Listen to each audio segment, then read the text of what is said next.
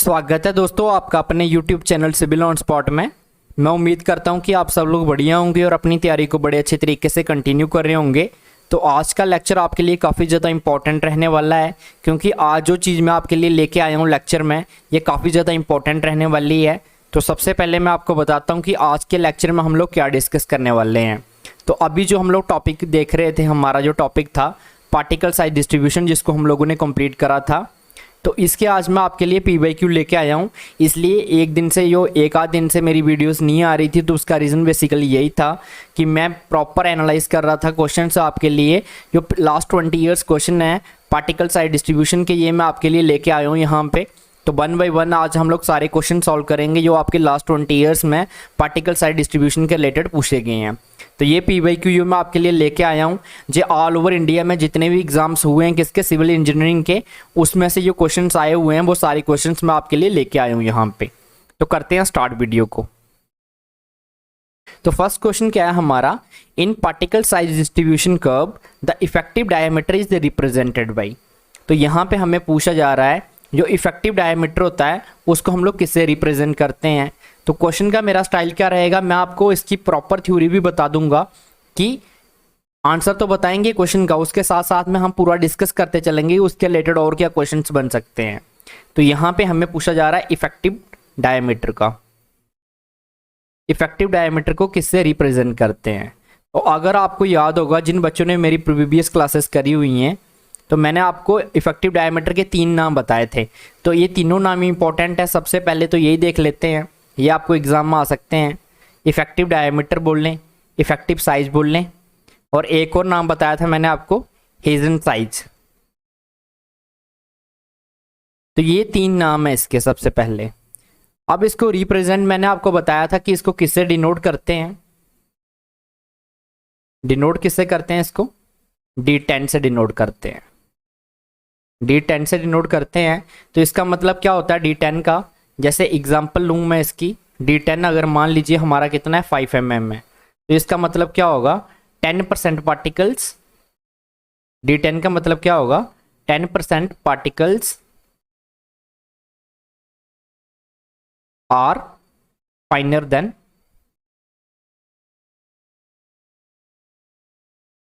5 mm।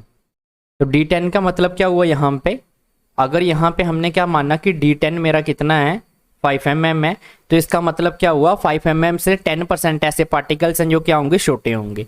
तो ये चीज़ आपको यहाँ पे समझनी है। तो आंसर क्या हो जाएगा यहाँ पे, D10 हो जाएगा। D10 से हम लोग क्या करते हैं, रिप्रेजेंट करते हैं किसको, इफेक्टिव डायमीटर को। नेक्स्ट क्वेश्चन देखते हैं। नेक्स्ट क्वेश्चन है हमारे पास, which of the following is not appropriate correction of hydrometer reading. तो हाइड्रोमीटर रीडिंग की मैंने आपको करेक्शन जब बताई थी, तो मैंने बताया था आपको इसके ऊपर कितनी करेक्शंस आती हैं। सबसे पहले अगर हम करेक्शन की बात करें तो कितनी करेक्शन होती हैं इसके ऊपर, 3 करेक्शंस होती हैं, ये मैंने आपको बताया था। अब ये 3 करेक्शन कौन कौन सी होती हैं। फर्स्ट की अगर बात करें तो मेनिस्कस करेक्शन होती है।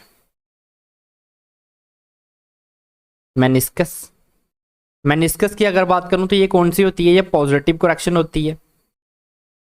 उसके बाद में मैंने आपको कौन सी बताई थी, डिस्पर्सिंग एजेंट करेक्शन।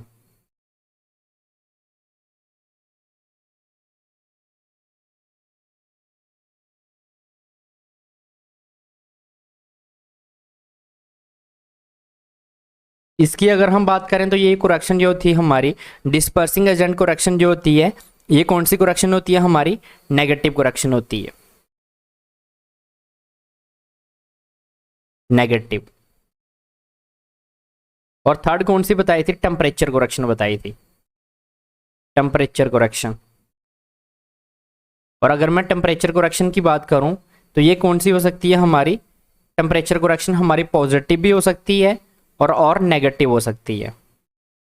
जब हमारा यहाँ पे मैं लिख रहा हूँ टेम्परेचर अगर मेरा ग्रेटर देन होगा किससे, टेम्परेचर बेसिकली कितना लेते हैं, हाइड्रोमीटर का कैलिब्रेशन के टाइम में 27 डिग्री सेल्सियस होता है स्टैंडर्ड टेम्परेचर। अगर टेम्परेचर 27 डिग्री सेल्सियस से बड़ा होगा, जब टेम्परेचर हमारा 27 डिग्री सेल्सियस से कम होगा, तो इन दोनों केस में करेक्शन क्या होगी, अगर टेम्परेचर बड़ा होगा तो करेक्शन क्या होगी, पॉजिटिव होगी। और अगर टेम्परेचर छोटा होगा तो करेक्शन क्या होगी, नेगेटिव होगी। तो यहाँ पे एक चीज़ और याद रखिएगा, अगर मेरा टेम्परेचर 27 डिग्री सेल्सियस से ज़्यादा है तो मेरी जो हाइड्रोमीटर की रीडिंग है वो क्या करती है, रीडिंग क्या आती है, कम आती है, तभी करेक्शन क्या आएगी, पॉजिटिव आएगी। और टेम्परेचर अगर मेरा 27 डिग्री सेल्सियस से कम है तो जो हम रीडिंग लेते हैं वो क्या ले लेते हैं, ज़्यादा ले लेते हैं। इसलिए हम जो करेक्शन अप्लाइड करते हैं वो कौन सी अप्लाइड करते हैं, नेगेटिव करेक्शन अप्लाइड करते हैं। तो यहाँ पे क्या पूछा गया है हमें, इनमें से कौन सी ऐसी करेक्शन जो है हाइड्रोमीटर रीडिंग की करेक्शन नहीं है। तो कौन सी नहीं है, ये तीनों तो आपने देख ली, क्यूमुलेटिव करेक्शन जो है ये यहाँ पे नहीं है, तो ये इसका आंसर हो जाएगा। नेक्स्ट क्वेश्चन देखते हैं। यहाँ पे हमें पूछा जा रहा है कि ये हमारा स्टोक्स लॉ है, ठीक है। Stokes law is limited to size of size, ठीक है। जो हमारा स्टोक्स लॉ है ये कितनी साइज, जो हमारी सॉइल है उसके कितने साइज के लिए लिमिटेड रहता है। तो ये मैंने आपको बताया था कि ये हमारा स्टोक्स लॉ होता है। इसका अगर रेंज की बात करें, स्टोक्स लॉ, तो इसकी क्या देखनी है हमें, रेंज की बात करनी है। तो अगर इसकी मैं रेंज की बात करता हूं तो स्टोक्स लॉ की रेंज कितनी रहती है, 0.2 mm से लेके mm टू 0 पॉइंट कितनी होती है, 2 माइक्रोन तक। अब यहाँ पे mm में ये सारी वैल्यूज़, तो 0.2 mm टू 0.2 माइक्रोन तक होती है। तो यहाँ पे आपको मैंने बता रखा है जो मेरा 1 माइक्रोन होता है ये किसके बराबर होता है, 10⁻⁻6 मीटर के बराबर होता है। इसको आप किस में mm में लाते हैं, तो 10⁻⁻6 मीटर को सेंटीमीटर में कन्वर्ट करेंगे तो 100 से, सेंटीमीटर को mm में करेंगे तो 10 से। तो क्या आ गया, 10⁻⁻6 इंटू 10⁻3, ये mm में होगा। तो कितना आ जाएगा यहाँ पे, अगर इनको ऐड करेंगे तो basis are same, powers are added, तो 10⁻3 mm। तो 1 माइक्रोन 10⁻3 mm के बराबर होता है। तो अगर यहाँ पे हम बात करें जैसे 0.2 माइक्रोन है तो इसका मतलब क्या हो जाएगा, 0.2 इंटू 10⁻3। तो आंसर क्या आ जाएगा यहाँ पे हमारा, 0.0002 mm। तो जिन बच्चों को इन क्वेश्चंस के आंसर पता है वो कमेंट्स में मुझे आंसर करिएगा। वो मेरी यहाँ पे एक्सप्लेनेशन से पहले आपको क्या करना है, कमेंट करना है। अगर आपका आंसर सही रहता है तो वेल एंड गुड, अगर नहीं रहता है तो आपको यहाँ पे प्रॉपर मैं उसका रीज़न भी बता रहा हूँ। और स्टोक्स लॉ बाकी इसका आपको पता है, डिस्क्रीट सेटलिंग होती है इसमें, उसके बाद में किसके लिए होता है, लैमिनार फ्लो के लिए एप्लीकेबल होता है। तो ये सब चीज़ें आपको ऑलरेडी पता है, मैंने बता रखी हैं आपको। उसके लिए प्रॉपर आप मेरी वीडियोज़ देख सकते हैं अगर आपने अभी तक नहीं देखी हैं तो। नेक्स्ट क्वेश्चन क्या है हमारा, नेक्स्ट क्वेश्चन है हमारे पास फॉर सॉइल सैंपल। यहाँ पे हमें D10 गिवन है 0.25 mm और D60 कितना है, 1 mm गिवन है। The value of uniformity coefficient. तो सबसे पहले यहाँ पे यूनिफॉर्मिटी कोफिशिएंट को किससे डिनोट करते हैं, CU करते हैं। तो यूनिफॉर्मिटी कोफिशिएंट हमें क्या बताता है, ये बताता है range of particle size distribution curve. क्या बताता है ये बताता है range of particle size distribution curve,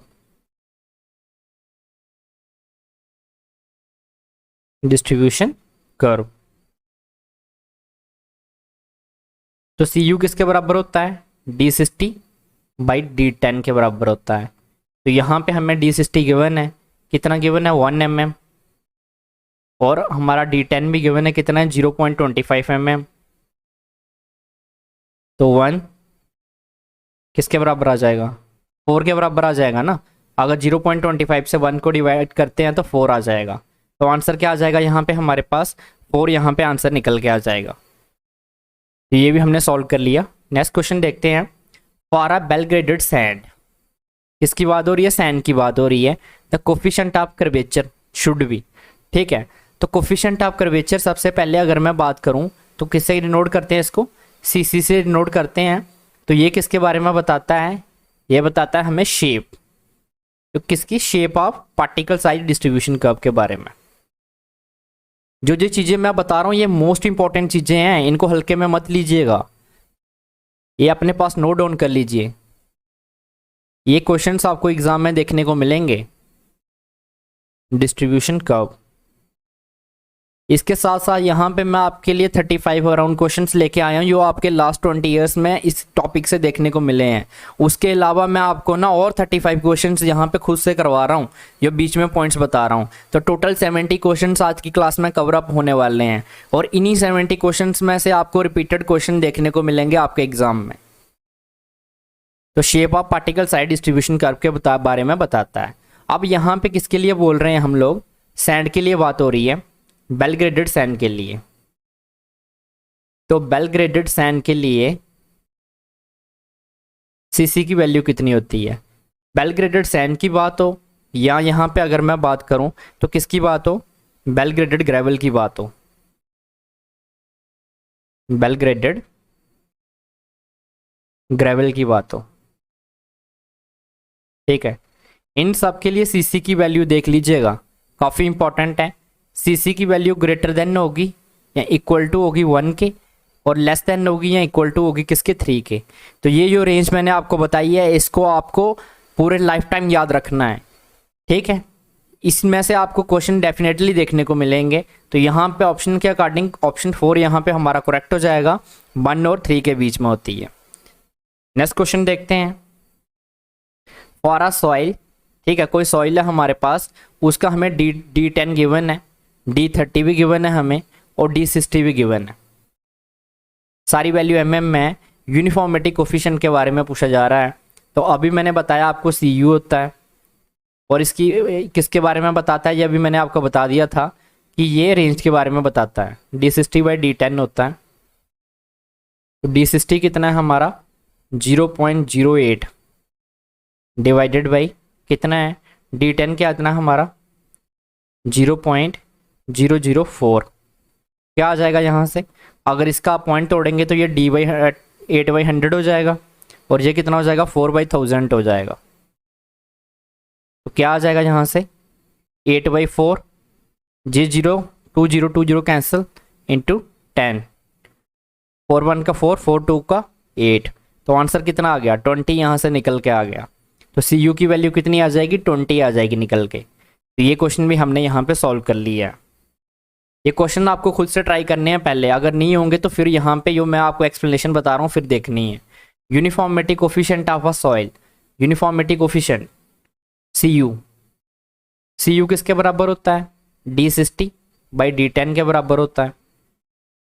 अब इसकी रेंज के बारे में पूछ रहे हैं कि अगर D60 D10 के इक्वल हो जाए तो वैल्यू क्या आ जाएगी हमारी, CU की 1 आ जाएगी, ठीक है। पर ये नेचुरली पॉसिबल नहीं है, ये चीज़ ध्यान रखिएगा, नेचुरली नॉट पॉसिबल। यहाँ पे लिख रहा हूँ मैं, नेचुरली नॉट पॉसिबल।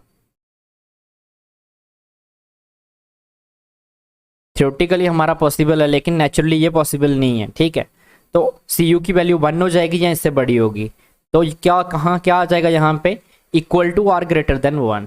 तो ऑप्शन 1 यहाँ पे करेक्ट हो जाएगा। 1 के बराबर हो सकती है, जहाँ क्या होगी उससे ज़्यादा होगी। तो ये क्वेश्चन भी हमने यहाँ पे क्या कर लिया है, आपके साथ डिस्कस कर लिया है, इक्वल आर ग्रेटर देन 1 होगी। नेक्स्ट क्वेश्चन देखते हैं। Calculate the coefficient of uniformity if we taking D10 as 1 mm and D60 as 3 mm। तो अभी अगर आप किसी बच्चे को लग रहा होगा कि एक ही टाइप के क्वेश्चंस मैं लेके आया हूं, तो इस टॉपिक्स में से इस टाइप के क्वेश्चंस आपको बहुत ज़्यादा देखने को मिलते हैं। जिन बच्चों ने PYQ लगाते हैं तो उनको पता होगा कि इस टाइप के क्वेश्चंस आपको देखने को मिलते हैं। और अगर किसी बच्चे को डाउट है तो वो क्या है, लास्ट जो 20 ईयर्स के क्वेश्चंस इंडिया में आए हुए हैं एग्जाम्स में, तो देख सकता है, उसको ये क्वेश्चंस मिल जाएंगे। यहाँ पे मैं बिल्कुल कोई ईजी क्वेश्चंस खुद से नहीं लाया हूँ, ये सारे के सारे क्वेश्चंस आपके एग्जाम में आए हुए हैं। अगर आपने मेरे जो चीज़ें पढ़ाई हैं बिल्कुल अच्छे तरीके से पढ़ी हैं तो इन क्वेश्चंस का आपको लेवल लगेगा ही नहीं, आपको लगेगा बिल्कुल ईजी क्वेश्चन है ये। जिस बच्चे ने भी मेरे नोट्स को प्रॉपर फॉलो किया है तो उसके लिए ये क्वेश्चन हलवा होंगे, बिल्कुल एक सेकेंड का टाइम लगेगा उसको। अब 3/1 करेंगे तो 3 आ जाएगा यहाँ पे, तो आंसर क्या हो जाएगा, 3 हो जाएगा। थर्ड यहाँ पे ऑप्शन क्या हो जाएगा, करेक्ट हो जाएगा। नेक्स्ट देखते हैं। The correction for hydrometer test reading for a particle size determination with respect to addition of dispersing agent. जब हम डिस्पर्सिंग एजेंट डालते हैं तो सिंपली यहाँ पे पूछा जा रहा है, ये करेक्शन आती है, करेक्शन किसकी वजह से, डिस्पर्सिंग एजेंट की वजह से। तो अब भी ये चीज़ मैंने आपको पीछे बताई हुई थी, या वहाँ पे मैंने आपको एक्सप्लेन करा था कौन सा नहीं है उनमें से। तब मैंने बताया था डिस्पर्सिंग एजेंट की वजह से जो करेक्शन होती है वो कौन सी होती है, नेगेटिव होती है। तो इसका मतलब नेगेटिव करेक्शन होती है। तो इस केस में जो हमारी हाइड्रोमीटर की हम लोग रीडिंग ले लेते हैं वो कौन सी ले लेते हैं, ज़्यादा रीडिंग ले लेते हैं। तो करेक्शन कौन सी आती है, नेगेटिव आती है। तो ये सब मैंने प्रॉपर एक्सप्लेन कर रखा है क्यों नेगेटिव आती है। जो बच्चे ये जानना चाहते हैं तो मेरी वीडियोस देख सकते हैं पार्टिकल साइज डिस्ट्रीब्यूशन की, तो उसमें से आपको प्रॉपर ये क्लियर हो जाएगा कि ये चीज़ें मैंने यहाँ पर आपको बता रहा हूँ, इनको एक एक पॉइंट को मैंने एक्सप्लेन करा हुआ है लेक्चर लेके। बेशक मैंने लेक्चर ज़्यादा लिए हैं, अप्रॉक्स मैंने 4 to 5 लेक्चर ले लिए होंगे, 4 to 5 लेक्चर लिए होंगे, ज़्यादा भी हो सकते हैं, 5-6 हो सकते हैं आई थिंक। किसके लिए, वो पार्टिकल साइज डिस्ट्रीब्यूशन के हैं। लेकिन वहाँ पे मैंने एक एक चीज़ आपके साथ डिस्कस करी है, तो इसका क्वेश्चन आने की पॉसिबिलिटी ज़्यादा है, इसलिए इसके मैंने डिवाइड करके लेक्चर्स ज़्यादा लिए थे। तो क्या आ जाएगा यहाँ पे, नेगेटिव आ जाएगा। नेक्स्ट देखते हैं, a well graded sand should be. यहाँ पे हमें जो वेल ग्रेडेड सैंड होता है should be uniformity coefficient greater than 6 होता है उसका, और कोफिशिएंट ऑफ कर्वेचर जो होता है 1 से और 3 के बीच में होता है। Only 1, only 2, both first and second, neither first and 1। तो इनमें से कौन सी स्टेटमेंट हो जाएगी, कमेंट करिए। तो यहाँ पे अगर मैं बात करता हूँ वेल ग्रेडेड सैंड की, तो वेल ग्रेडेड सैंड में क्या होता है, हमारी जो CU की वैल्यू होती है ये क्या होती है, ग्रेटर देन 6 होती है, और CC की वैल्यू किसकी होती है, 1 और 3 के बीच में होती है। और अगर ये किसके लिए, सैंड के लिए है, well graded sand.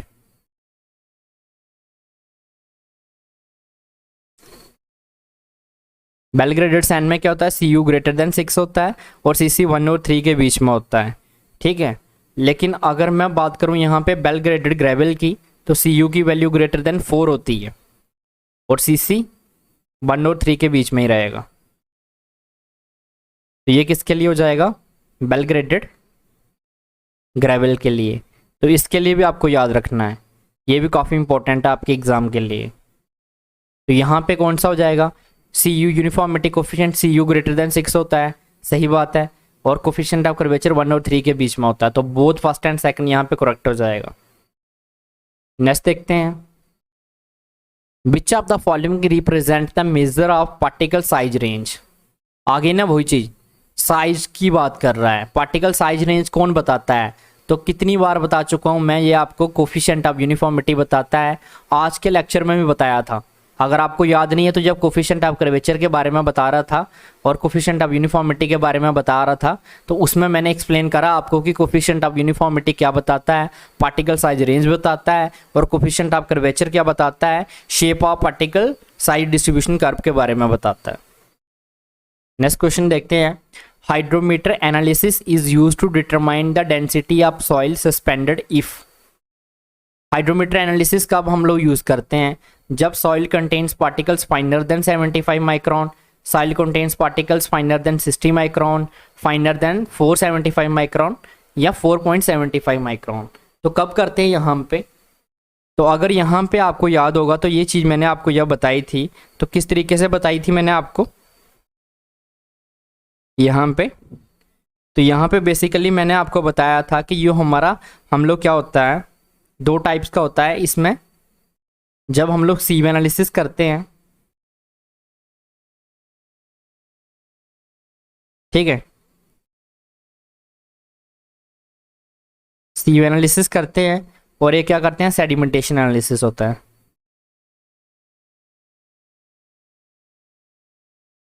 Sedimentation analysis, sedimentation analysis में जो हमारा पार्टिकल का साइज होता है वो लेस देन होता है 75 माइक्रोन से, और सीव एनालिसिस में क्या होता है, जो पार्टिकल का साइज होता है वो ग्रेटर देन होता है या इक्वल टू होता है किसके, 75 माइक्रोन। तो 75 माइक्रोन अगर खुद किस में देख आता है, सीव एनालिसिस में आता है। उसके बाद ये फर्दर 2 चीज़ों में डिवाइड हो जाता है आगे, किस किस में, कोर सीविंग और फाइन सीविंग। कोर सीविंग कहाँ से कहाँ तक होती है, 4.75 mm से लेके ये हमारे पार्टिकल्स होते हैं 80 mm तक। और फाइन सीविंग कहाँ तक करते हैं हम लोग, 75 माइक्रोन के पार्टिकल से लेके 4.75 mm के तक के पार्टिकल के लिए क्या करते हैं, फाइन सीविंग करते हैं। और ये हमारा जो डी लेस देन होता है 75 माइक्रोन, इसके लिए पिपेट मेथड होता है, पिपेट मेथड, और एक मेथड और होता है हमारा हाइड्रोमीटर मेथड, हाइड्रोमीटर मेथड। तो यहाँ पे क्वेश्चन में क्या पूछा जा रहा है कि जो हाइड्रोमीटर मेथड है कब यूज़ करते हैं, जब पार्टिकल का साइज क्या होता है 75 माइक्रोन से कम होता है। तो soil contain particles finer than 75 micron. तो ऑप्शन 1 यहाँ पे करेक्ट हो जाएगा।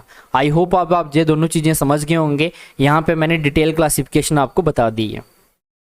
नेक्स्ट क्वेश्चन देखते हैं, Stokes law is applicable for.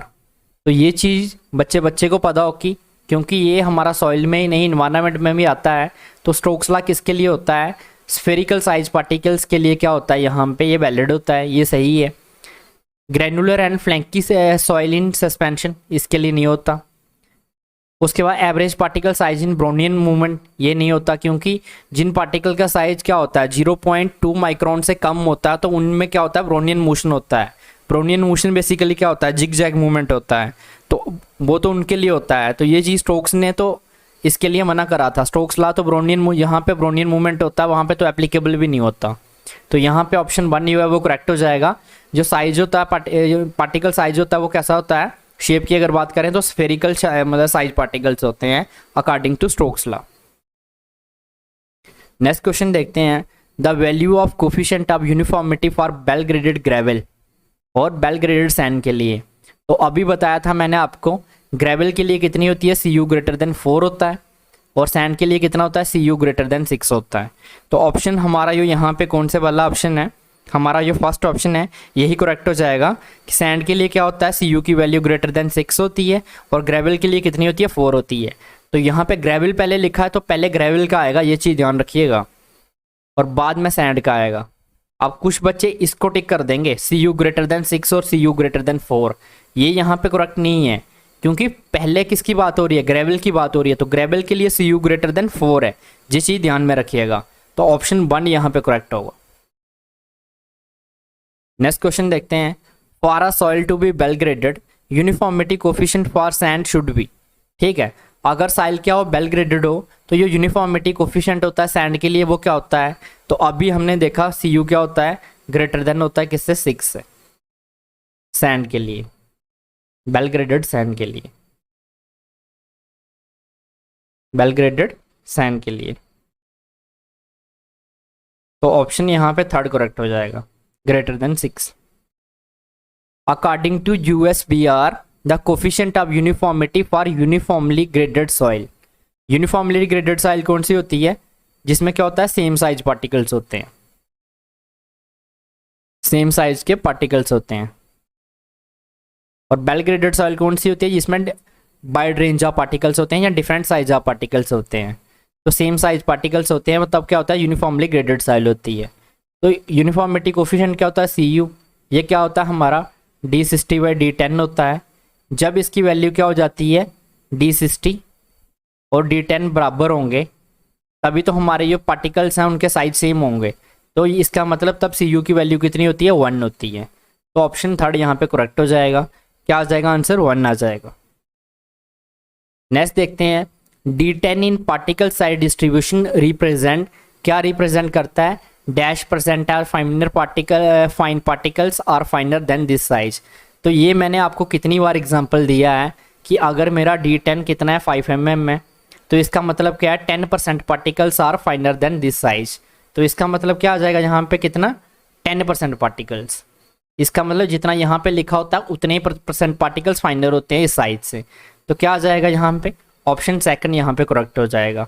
तो 1 by 1 आप देख रहे हैं, सारे क्वेश्चन यहाँ पे आपको आए हुए हैं एग्जाम्स में।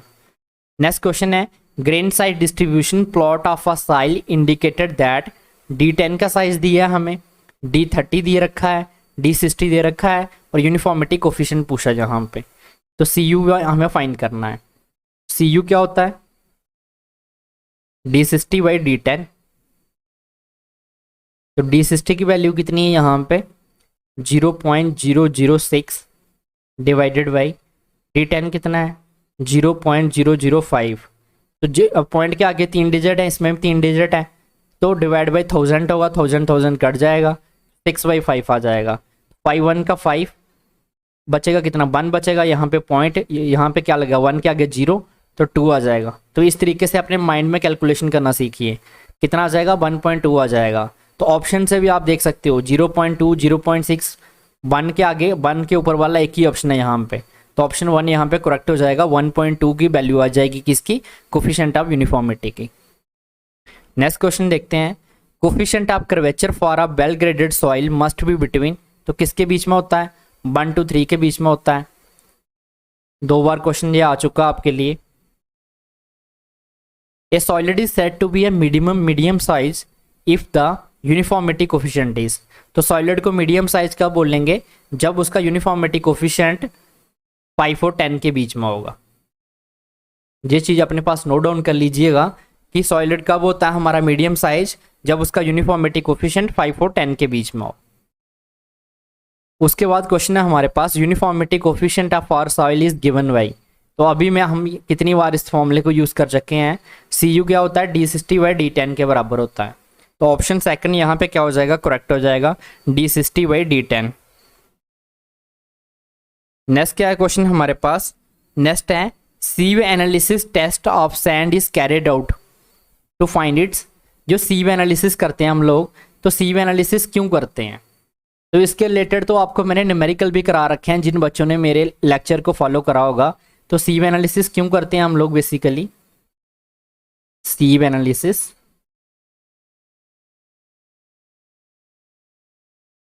एनालिसिस टेस्ट क्यों करते हैं, क्या फाइंड करने के लिए, फाइनेस मॉडुलस को फाइंड करने के लिए। अब कोई बच्चा मुझे बता सकता है कि फाइनेस मॉडुलस किसके बराबर होता है। डेफिनेटली जिन बच्चों ने मेरे लेक्चर देखे हैं उनको पता होगा। तो फाइनेस मॉडुलस किसके बराबर होता है, इसमें हम क्या करते हैं, समीशन लेते हैं किसका, जो हमारा परसेंटेज क्यूमुलेटिव वेट रिटेन्ड होता है डिवाइडेड बाई 100। तो ये इसका फॉर्मूला है, तो ये भी आप अपने माइंड में क्लियर रखेंगे। नेक्स्ट क्वेश्चन देखते हैं, given that the coefficient of curvature दे रखा है हमें, और D30 D10 दे रखा है, the soil will be taken as, तो क्या क्या दे रखा है यहाँ पे। तो क्वेश्चन में देखिएगा, यहाँ पे हमें CC की वैल्यू गिवन है इतनी 1.4, उसके साथ में क्या दे रखा है, D30 और D10 दे रखा है। साइल बतानी है हमें कौन सी है। CC किसके बराबर होता है, D30 का square divided by D60 into D10। तो यहाँ से हम क्या फाइंड करना चाहते हैं, CC की वैल्यू कितनी है हमारे पास 1.4 है। 1.4 is equal to D30 3 mm है, 3 का स्क्वायर करेंगे तो 9 आ जाएगा, divided by D60 into D10। D10 कितना है 0.6 है। तो यहाँ से D10 क्या आ जाएगा हमारा, D10 इस तरफ मल्टीप्लाई होगा तो इक्वल टू 9, और ये चीज़ यहाँ पे इस तरफ आ जाएगी 1.4 मल्टीप्लाइड बाई 0.6। तो क्या आ जाएगा यहाँ से, अगर यहाँ से हम लोग D10 फाइंड करते हैं तो D10 हमारा कितना निकल के आने वाला है यहाँ से, तो D10 बेसिकली यहाँ से क्या निकल के आ जाएगा हमारा, यहाँ से D10 तो हमें गिवन है D60 आएगा ना, D10 क्यों लिख रहे हैं, तो D60 यहाँ से कितना निकल के आ जाएगा हमारा 10.71। इसको जब डिवाइड करेंगे हम लोग 1.4 इंटू 0.6 तो 10.71 के अराउंड निकल के आएगा। और अगर CU की वैल्यू निकालते हैं तो वो क्या होती है D60/D10। तो D60 कितना है 10.71 डिवाइडेड बाई D10 कितना है हमारे पास 0.6। तो यहाँ से आप देख सकते हैं, इसको अगर हम डिवाइड भी करते हैं तो अप्रॉक्स जो ये वैल्यू है, देखो ये 0.6 है, ये 10 है, तो अगर 0.5 होता तो ये 15 हो जाता, 15 से भी ऊपर जाती। तो अगर ये इतनी वैल्यू आ रही है, मतलब बेसिकली 6 के अगर 4 के ऊपर आती है तो वेल ग्रेडेड ग्रेवल होता है, और 6 के ऊपर आती है तो वेल ग्रेडेड सैंड होता है। तो 6 के तो ऑलरेडी ऊपर आ रही है, तो मैं बोल सकता हूँ ये क्या है, वेल ग्रेडेड सैंड है। तो यहाँ पे बेसिकली हमें यही चीज़ देखनी थी कि ये वैल्यू है क्या 6 के ऊपर आ रही है या 4 के ऊपर आ रही है। तो यहाँ पे तो ऑलरेडी सैंड के ऑप्शन दे रखे हैं, तो अगर 6 के ऊपर आती है सी की वैल्यू, सी ग्रेटर देन 6 होता है, तो क्या होता है, बेल ग्रेडेड सैंड होता है ना, बेल ग्रेडेड सैंड। तो यहाँ पे हमारा जो सी है 6 के ऊपर आएगा, इसको डिवाइड करने पे एग्जैक्ट कितना आएगा, एग्जैक्ट यहाँ तक अगर हम करते हैं तो 0.6, अप्रॉक्स ये वैल्यू 17 पॉइंट कुछ आ जाएगी। नेक्स्ट आप देख लीजिएगा कितनी आ रही है, तो बेल ग्रेडेड सैंड हो जाएगा जी, क्योंकि ग्रेटर देन 6 आ रही है। नेक्स्ट क्वेश्चन देखते हैं। To obtain grain size distribution hydrometer analysis is appropriate for. तो ग्रेन साइज डिस्ट्रीब्यूशन में हाइड्रोमीटर एनालिसिस जो है किसके लिए अप्रोप्रिएट होता है, तो हाइड्रोमीटर एनालिसिस की बात हो रही है, तो ये किसके लिए होता है, जब डी कितना होता है हमारा, लेस देन होता है किसके, अगर हम इसकी बात करें सेडिमेंटेशन एनालिसिस में, तो 75 माइक्रोन से लेस देन होगा। तो 75 माइक्रोन से लेस देन क्या होता है, पीट्स, सैंड एंड ग्रेवल्स हो गया, सिल्ट एंड क्ले हो गया, या ऑल ऑफ अबव। तो सिल्ट और क्ले का साइज जो है 75 माइक्रोन से कम होता है, तो ऑप्शन थर्ड यहाँ पे करेक्ट हो जाएगा, silt and clay. Next question देखते हैं। The standard temperature at which the hydrometer is calibrated. तो स्टैंडर्ड टेम्परेचर कितना होता है, तो ये मैंने आपको 2 बार बता दिया, इससे पहले भी हमने स्टैंडर्ड टेम्परेचर के बारे में मैंने बताया आज के लेक्चर में ही। स्टैंडर्ड टेम्परेचर कितना होता है हमारा, 27 डिग्री सेल्सियस होता है, जब हम क्या करते हैं हाइड्रोमीटर को कैलिब्रेटेड करते हैं। तो थर्ड ऑप्शन यहाँ पे करेक्ट हो जाएगा। विच of the following hydrometer correction is always additive in nature. Additive का मतलब क्या होता है, कौन सी पॉजिटिव होती है हमेशा, तो ये मैंने स्टार्टिंग में ही बताया है, मेनिस्कस करेक्शन जो होती है वो क्या होती है, हमेशा पॉजिटिव होती है, मेनिस्कस वाली।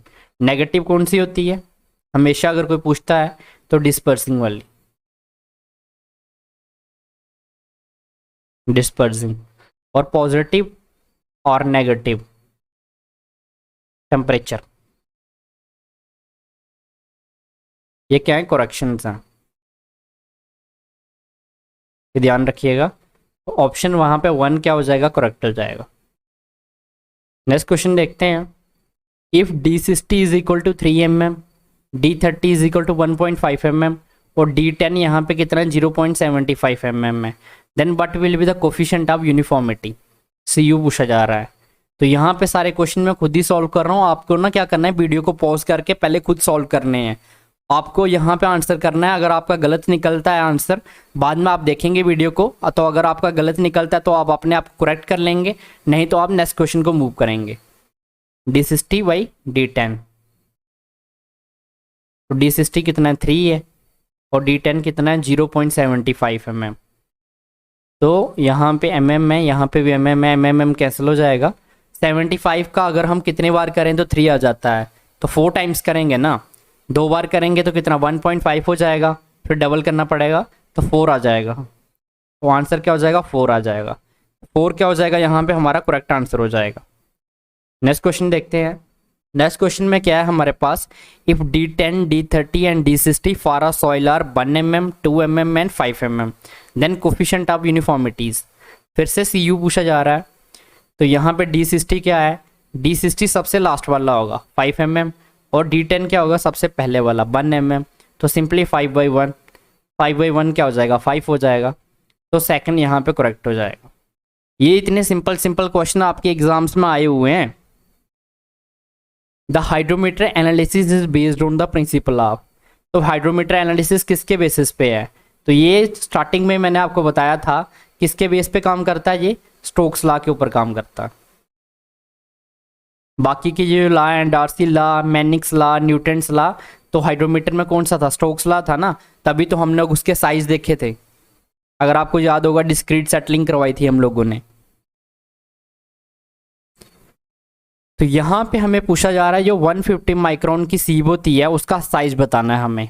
तो बिल्कुल इजी क्वेश्चन है, 150 माइक्रोन लिखा हुआ है, तो माइक्रोन को mm में करना है, कुछ बड़ी बात तो है नहीं। अभी मैंने बताया माइक्रोन को mm में करने के लिए 10⁻³ से मल्टीप्लाई करते हैं।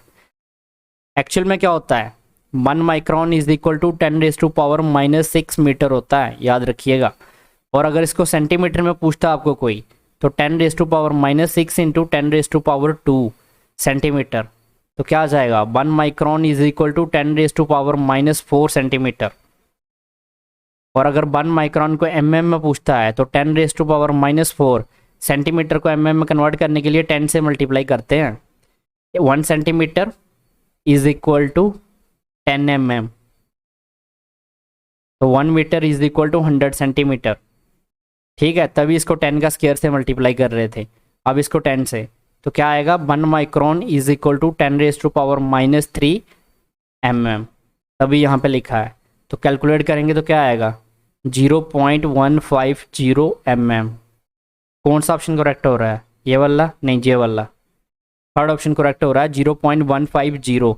अब आगे कुछ बच्चे बोलेंगे 0.15 mm लिखा हुआ है, तो आगे जीरो लगाओ या ना लगाओ वो मैटर नहीं करता। नेक्स्ट क्वेश्चन देखते हैं। If the temperature at the time of test is more than that of calibration of the hydrometer, then the hydrometer reading will be. तो क्या बोला जा रहा है, जो टेम्परेचर है अगर वो क्या हो at the time of calibration, वो मोर देन हो किससे, at the time of test is more than the calibration of the temperature. तो टेम्परेचर कितना होता है 27 डिग्री सेल्सियस होता है कैलिब्रेशन पे। अगर इससे ज़्यादा टेम्परेचर होगा तो क्या होगा, हाइड्रोमीटर की रीडिंग के साथ क्या होगा। तो यहाँ पे करेक्शन हम लोग कौन सी अप्लाइड करते हैं, पॉजिटिव अप्लाइड करते हैं। तो पॉजिटिव करेक्शन तभी अप्लाई करते हैं अगर हमारी हाइड्रोमीटर की रीडिंग क्या आई होगी, कम आई होगी, तभी तो हम लोग क्या करेंगे, पॉजिटिव अप्लाइड करेंगे। तो यहाँ पे आंसर क्या हो जाएगा, लेस। तो हाइड्रोमीटर अगर टेम्परेचर ज़्यादा होता है तो हाइड्रोमीटर की रीडिंग क्या होंगी, कम होंगी।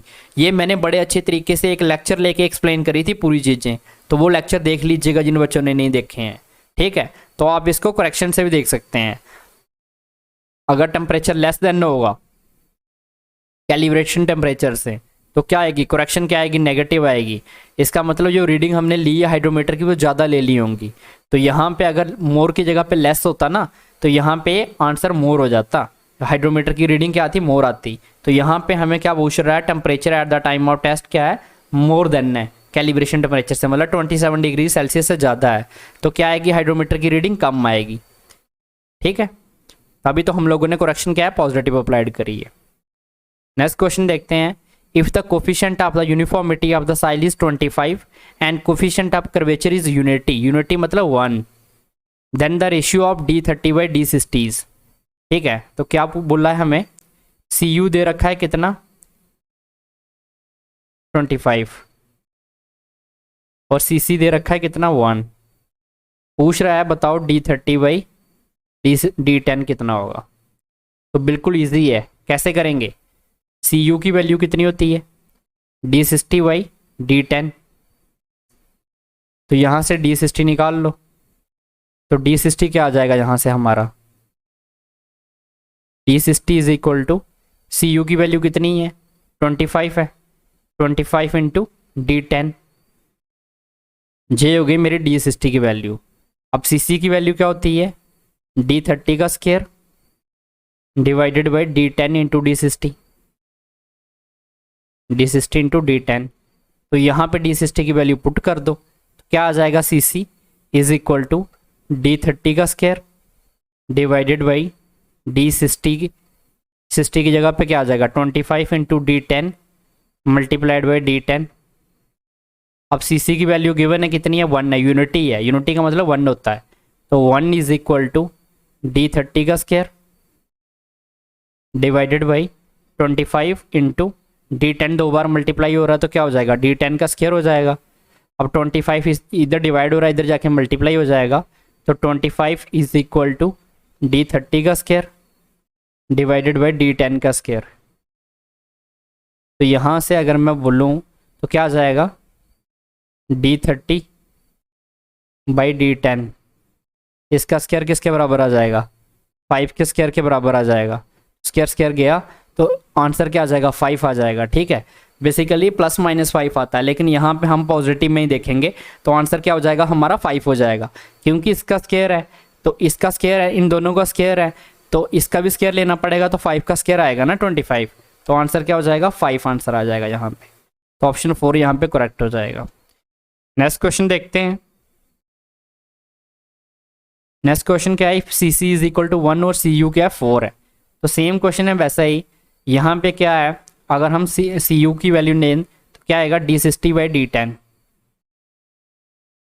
तो D60 क्या हो जाएगा इस केस में, D60 सी यू कितना है 4, 4 इंटू D10 हो जाएगा। सेम वैसा ही क्वेश्चन है, सी सी की वैल्यू क्या होती है हमारी D30 का square divided by D60। D60 कितना है 4 इंटू D10 इंटू D10, क्या आ जाएगा यहाँ से, सी सी कितना है 1 है यहाँ पे भी, तो D30 का square divided by 4 into D10 का स्क्वायर, 4 उस तरफ चला जाएगा, तो हम बोल सकते हैं D30/D10 का स्क्वायर किसके बराबर है 4 के 4। तो यहाँ पे 4 क्या हो जाएगा 2 का स्क्वायर हो जाएगा, तो स्क्वायर स्क्वायर चला जाएगा तो आंसर क्या हो जाएगा 2 हो जाएगा। तो ये चीज़ यहाँ से आपको देखना है। नेक्स्ट क्वेश्चन क्या है, the coefficient of gradation. Coefficient of gradation को क्या बोलते हैं, कोफिशिएंट ऑफ ग्रेडेशन।